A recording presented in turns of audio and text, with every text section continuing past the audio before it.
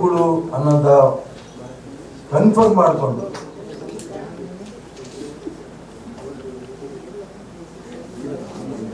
ಆ ಪಾಕಿಸ್ತಾನದ ಉಗ್ರಗಾಮಿಗಳು ಕಗ್ಗೊಲೆ ಮಾಡಿದ್ರು.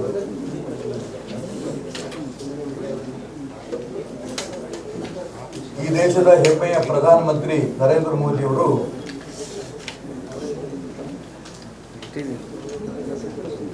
ಈ ಆಪರೇಷನ್ ಸಿಂಧೂರ ಮಾಡೋದಕ್ಕೆ ಸರಿಯಾದ ಉತ್ತರವನ್ನು ಕೂಡ ಕೊಟ್ಟರು. ಅಲ್ಲಿಂದ ಮುಂದೆ ಪಾಕಿಸ್ತಾನ ತನ್ನ ಬಾಲವನ್ನು ಬಿಚ್ಚಂತ ಪ್ರಯತ್ನ ನಡೆದಿಲ್ಲ. ಆದರೂ ಕೂಡ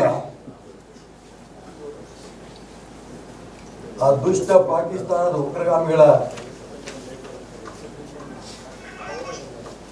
ಅಮಾಯಕ ಹಿಂದೂಗಳ ಕಗ್ಗೊಲೆ ಏನಾಯ್ತು,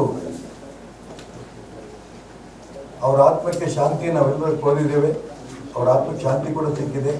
ಉತ್ತರವನ್ನ ಈ ದೇಶದ ಸೈನಿಕರು ಆಪರೇಷನ್ ಸಿಂಧೂರ ಮುಖಾಂತರ ಉತ್ತರ ಕೊಟ್ಟಿದ್ದಾರೆ.